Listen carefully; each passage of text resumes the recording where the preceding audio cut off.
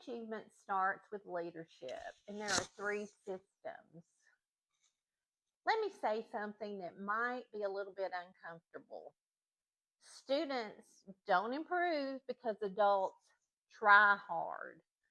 Students improve because the leaders build systems that create clarity, coaching, and action. Hi, I'm Sherry Davidson, and today I'm going to talk about the three leadership systems that show up in schools with strong student achievement. System number one, instructional clarity. That means teachers know what success looks like exactly.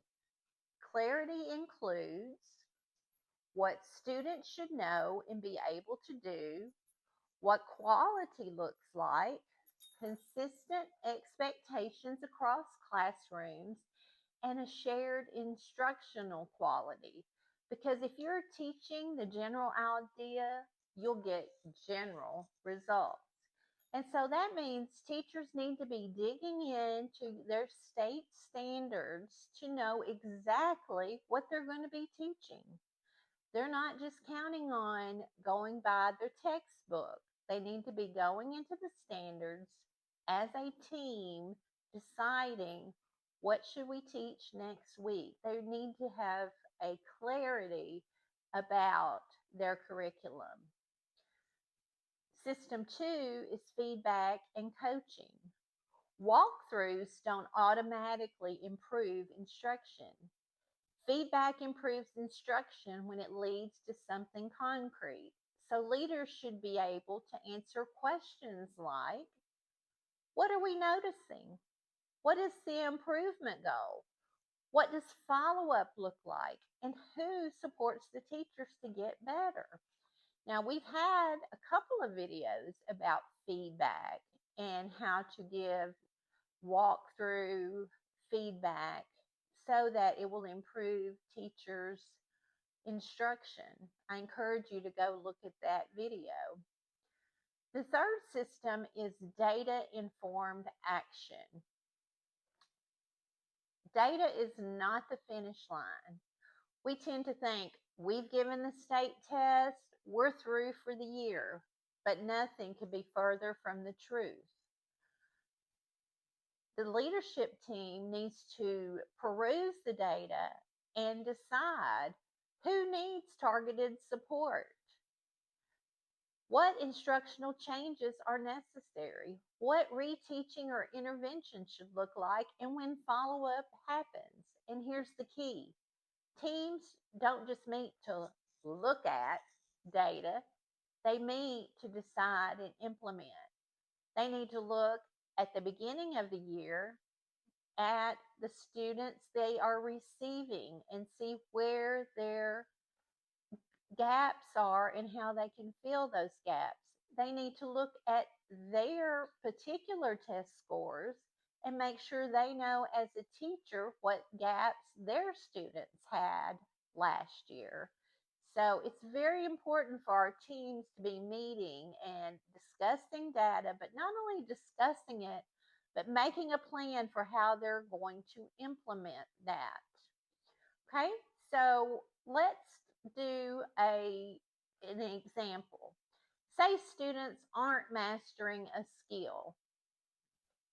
A school might say, let's do intervention. And that's not always wrong. But leaders have to ask, is that the problem? First of all, is it clarity? Is it that people aren't aligned with what success looks like? Do they not know what they're supposed to be teaching and the amount of rigor that it requires? Is it about coaching that maybe our instructional leaders or our administrative team is not doing the coaching needed for those teachers who have significant gaps in their students' learning? Or is it about data action? Nobody decides what to do next and follow up doesn't happen. Those data teams don't decide, we really need to work on fractions this year. And so to do that, we are going to do X, Y, and Z. And the administrative team should know that, and they should be looking for X, Y, and Z. One of the reasons our school received the National Blue Ribbon recognition is that leadership protected these systems. When initiatives came and went, as we know they always do, the systems stayed. Clarity stayed consistent. Coaching had follow up. Teams used data for decisions. Student achievement wasn't luck, it was the result of leadership building operating routines. So for you, I'd like to just assign you a quick action to do a systems audit. And I want you to think about, where is your school the strongest?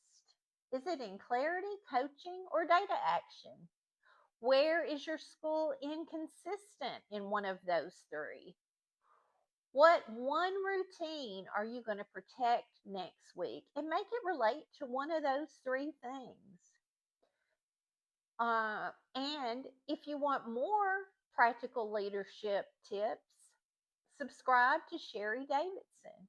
We will be producing more videos that will give you things that you can go back and try in your school the next day. Thank you very much.